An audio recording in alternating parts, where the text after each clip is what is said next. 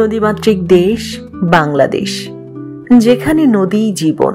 এখানে হাজার হাজার মানুষের জীবিকা, বাসস্থান এবং ভবিষ্যৎ নদীর সঙ্গে জড়িত।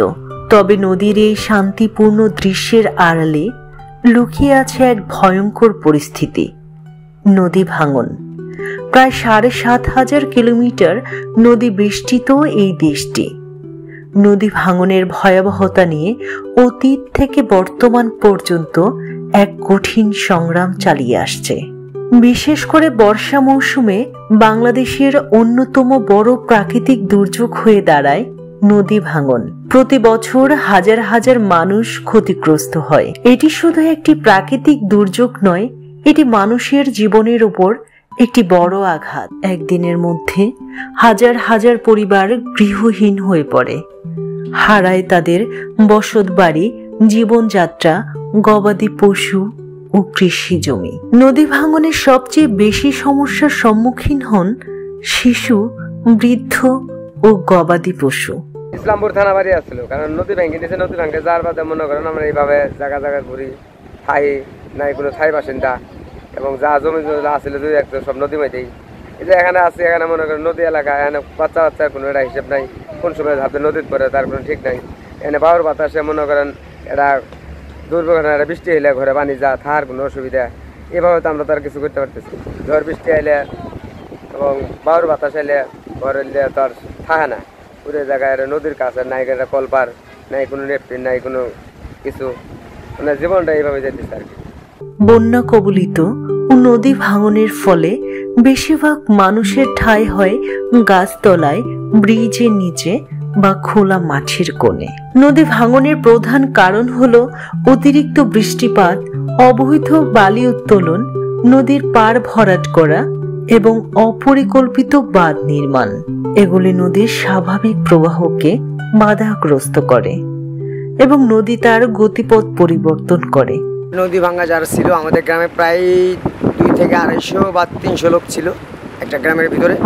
আমরা সবাই বিপদগ্রস্ত। এখন আবেদন একটাই সরকারের কাছে, আমাদের নদী ভাঙাগ্রস্ত যারা তাদের একটা ব্যবস্থা করে দেব সরকার। বাংলাদেশের দক্ষিণাঞ্চলের জেলা শরীয়তপুর। এই জেলার নড়িয়া ও জাজিরা উপজেলা পদ্মা ও কীর্তিনাশা নদী বেষ্টিত। 2018 সালে পদ্মা নদীর অগ্রাসী ভাঙনের কবলে পড়ে শরীয়তপুর জেলার জাজিরা ও নড়িয়া উপজেলার বিভিন্ন এলাকা ক্ষতিগ্রস্ত হয়। 5,500-এরও বেশি পরিবার। এই ক্ষতিগ্রস্ত মানুষের সর্বস্ব হারানোর যে চিত্র বিশ্ববাসী দেখেছিল, তা যেন আজ কেবল ভুলে যাওয়া অতীত। এই এলাকার মানুষদের ঘরবাড়ি, জায়গা জমি রক্ষা করার জন্য সরকার বেড়িবাঁধের প্রকল্প গ্রহণ করে। নড়িয়া ও জাজিরা পদ্মা নদীর ডান তীরে রক্ষাবাদের 10 কিলোমিটার ব্যাপী দেশের সবচেয়ে বড় নদীর একটি পর্যটন এলাকা। পদ্মা নদী খুব ভাঙন ছিল, তো আমাদের জায়গা জমি সব ভেঙে গেছে, কৃষিকাজ করার কোনো উপযোগী নেই। বেড়িবাঁধ দেওয়ার পরে আমরা ইনশাআল্লাহ আল্লাহর মধ্যে 4 বছর যাবৎ নদী ভাঙনের হাত থেকে রোধ আছি। এবং এই যে পতিত জায়গা ছিল আমাদের চাচার জায়গা, আমি এই পতিত জায়গাটা ভাড়া করছি। ভাড়া করে নিয়ে আমি ড্রাগন চাষের করলাম। এই 200 টাকা রেটে বিক্রি করতে যেন পারি, সাধারণ মানুষ যেন এই ফলটা খাইতে পারে, এটা হলো আমার স্বপ্নের একটা ইচ্ছা। পদ্মা নদীতে আমার ঘর বাড়ি জায়গা জমি যা যা সবসময় সব ফন্ড ভাঙ্গাছিরা আমরা নিয়ে গেছি। আমরা এতিম হয়ে গেছি। আমরা পরের জমিনেতে জায়গা ভাড়া নিয়ে কোনো রকম চলতে আসি। আর বেড়িবাঁধ বর্তমান দিছে, বেড়িবাঁধ দহনের খুবই উপকার হয়েছে। বেড়িবাঁধ দহনের উত্তম কাম হয়েছে আমার গেছে আর বাকি লোকের যে ক্ষতিটা যে না হয়, এটি সবচেয়ে যাই করছে বেড়িবাঁধটা, আর যাই আল্লাহ স্বামী সাফ করুক আর সগর সাফ করুক, যার আন্ডারি আছে করছে, খুব উপকার হয়েছে আমার জন্য। আমাকেও তো গেছি, দ্বিতীয় মাসের যে না যায়, খুব উপকার হয়েছে। এটি সারা বাংলাদেশের ভ্রমণ পিপাসুদের জন্য অবসর বিনোদনের স্থান।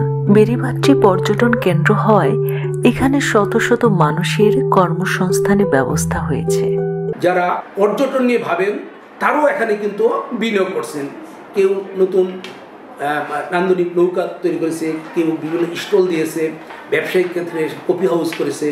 এখন আরও একটু চমৎকার বিষয়, একটি লঞ্চকে তারা পর্যটনের মতো সাজিয়ে সেখানে বিয়ে শাদী বিভিন্ন অনুষ্ঠানের আয়োজন করেছে। সুতরাং এই দিকগুলো পর্যবেক্ষণ করে পরিদর্শন করে নবীন শিক্ষার্থীরা পর্যটন নিয়ে তার অভিজ্ঞতার পাশাপাশি নতুন কিছু সুপারিশ করতে পারবে। ইতোমধ্যে বাংলাদেশ সরকার নদী ভাঙনের মোকাবেলায় বিভিন্ন প্রকল্প গ্রহণ করেছেন। তবে এইসব প্রকল্প বাস্তবায়নের জন্য দীর্ঘমেয়াদী পরিকল্পনা এবং প্রযুক্তির ব্যবহার প্রয়োজন। কেবল সরকার নন, স্থানীয় জনগণও নদী রক্ষায় গুরুত্বপূর্ণ ভূমিকা পালন করতে পারে। আমাদের নদী, আমাদের জীবন। আমরা যদি সবাই একত্রিত হয়ে নদী ভাঙন রোধে কাজ করি, তবে ভবিষ্যতে এই নদী আমাদের জীবনের অংশ হয়ে থাকবে, যেমনটি শতাব্দী ধরে ছিল।